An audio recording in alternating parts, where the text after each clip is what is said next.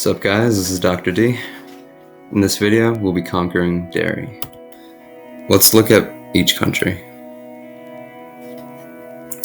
The numbers on the bottom shows you the prevalence of the different cancers as we see on the chart.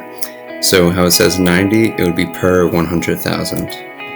As we can see, new cases per 100,000 annually. So for example, in the US alone, 300,000 new cases of breast cancer per year. So let's look deeper. In Canada, we see prostate cancer is very high, as well as breast cancer, prostate cancer, some of the highest in the United States. In Mexico, it's a little bit lower, a little under 40 per 100,000. Same with Nicaragua, with uterine cancer up there too. Ecuador, Brazil, Peru, UK, France, Italy, Greece. Greece, we notice, is about half in terms of breast cancer and prostate cancer. We see that lung cancer is still pretty high in this country. Netherlands, pretty high. Germany, Poland, Switzerland, much higher than many other countries, over 100 per 100,000 people. So in Europe, we notice the highest rates of breast cancer and prostate cancer. However, we do notice that the red bar underneath the blue one is mortality, and it's much lower than in other countries. And that's because of our increasing rate of survival among cancer patients. With new technology comes longer lifespan. However, new technology may not be able to prevent our risks of developing these cancers in the first place. In Nepal, we notice that the rates are much lower, even though they're rising with each year with the introduction of dairy. China has been rising as well, but we see lung cancer at its highest. We've seen in the news that they have a lot of problem with pollution and smoking. Japan, we noticed that breast and lung and prostate and colorectal cancer is still up there, and it's rising since the introduction of Western foods. In Australia, we notice it's comparable to Switzerland in terms of prostate cancer and breast cancer. So we notice that in a lot of the developed regions and even not so developed regions, we have prostate and breast cancer rising, and we'll see why. Let's conquer dairy with Dr. D. As we enter the dairy section, we see all of these products, and it's the result of over 10,000 years of developed agriculture and modern commercializing markets. We'll start with milk.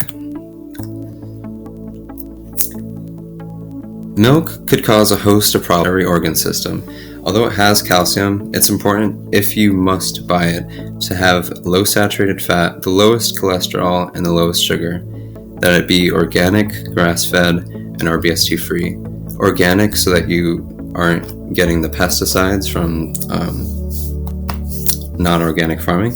And grass-fed, we will soon see that there are more polyunsaturated fats, so it's a little bit healthier than normal milk. And RBST-free is like a hormone that makes the cow grow. It's a growth hormone, and that could have ill effects on us. And the saturated fat and cholesterol has to do with our heart health and much more.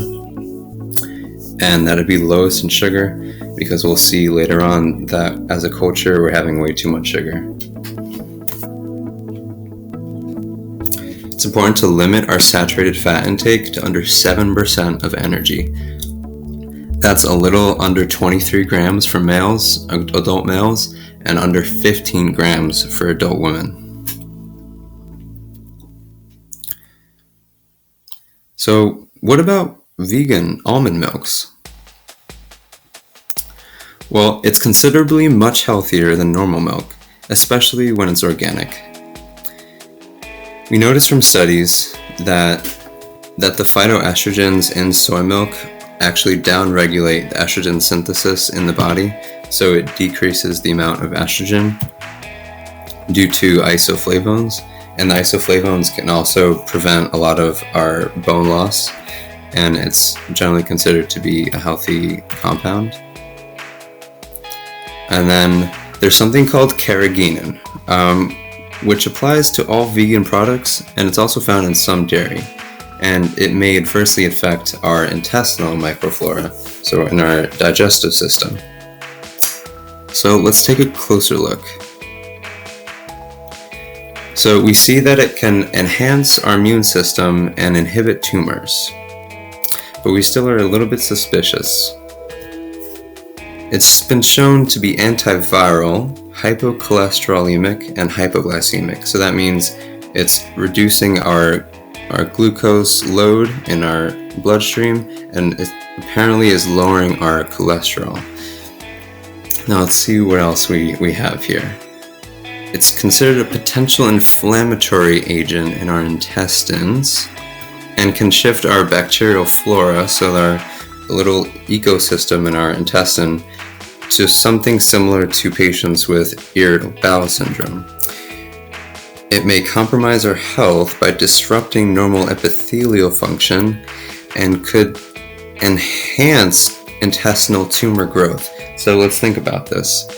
It seems that carrageenan, which is found in seaweed, in a red seaweed, can cause inflammation on our intestines that may block the flow of cholesterol and maybe sugar through our intestines. But it's also causing inflammation to our intestines, so it may not be so good, especially for patients with irritable bowel syndrome.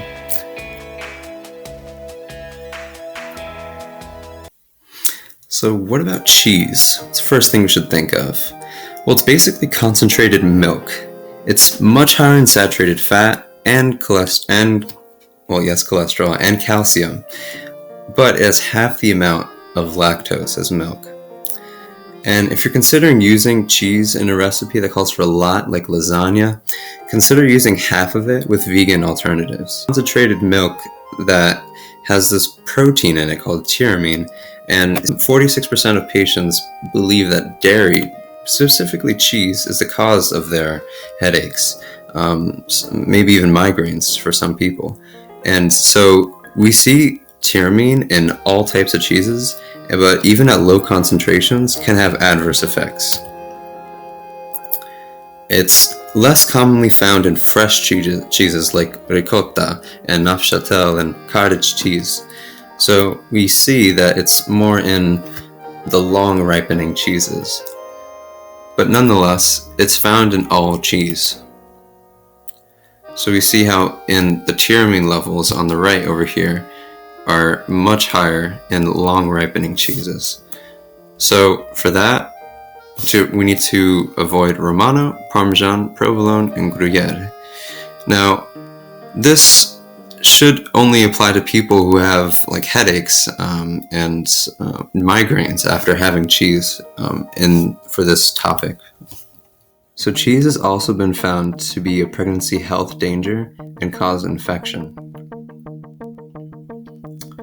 We see that people who have blue cheese, brie, and ricotta may have a higher chance of developing such an infection from the Listeria bacteria. We see that it's affecting many people around the country and around the world as well. It's mainly a result of bacterial contamination during manufacturing, the ripening, and storage. So we see that it takes months, years to ripen the cheese so that it's the right kind of cheese. So this listeria is mostly found in soft cheeses like Mexican-style brie, blue, and ricota. So if you're pregnant and you want to prevent the risks of developing fetal defects for your child, make sure to not have soft cheeses. Another thing with cheese is that it's loaded with fat. Some of the highest levels of saturated fat, cholesterol, and trans fat just in the dairy section. Looking at the ingredients, what do you think this product is?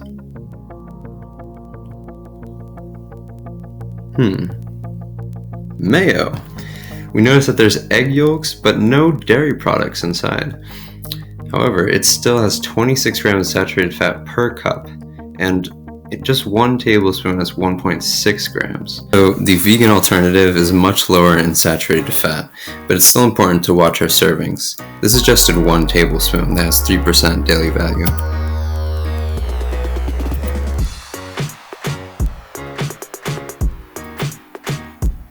Now we'll look at some vegan cheeses. It's substantially lower in saturated fat, and it may have carrageenan, which could cause adverse intestinal effects, so make sure to avoid the cheeses that have it, or make your own. But it's still much lower in saturated fat. Carrageenan is just a molecule that's big and bulky and that tends to cause inflammation in our intestines. So now we'll look at dairy yogurt. So although it has less saturated fat than milk and cheese, it still has saturated fat, and it has usually much more sugar. So it's best to buy with less sugar, preferably under 10 grams or so. Stay within your limit, which we'll talk about soon. And it's best to consume with whole fruit, not juice, because the fiber releases the sugar slowly, which is ultimately better for our health. So remember tyramine from cheese? Well, yogurt has less tyramine. However, it still has it. And it's been found that when you add inulin, which is a little molecule in bananas and other foods, that it decreases tyramine levels. So it's much better for us. Now, these fermented cheeses, they have the bacteria in it that produces that tyramine. Now, the main thing with yogurt is that it has probiotics. And in general, prebiotics are fruits and vegetables and are very similar to probiotics in that they feed and they sustain the bacteria in our colon. And so they largely prevent colon cancer. And so if we look at all these benefits, you see that there are largely a lot of positive effects of having probiotics. And they've even been found to reduce cholesterol significantly by as much as 22 to 33%. However, it's important to note that we can add probiotics to and ferment anything. Diabetes, heart disease, cancer, acne, as well as causing glycosylation, which is a hyperloading of sugar on our kidney and eye lenses, can cause damage to these organs. So if we look at the daily added sugar limit from the American Heart Association, it's 9 teaspoons for men of sugar. So it's important to look at what we have throughout the day, whether we're adding it to our tea or coffee, cereals and sweetened drinks, etc. It's important to stay under this limit. This isn't just some nilly, made up number.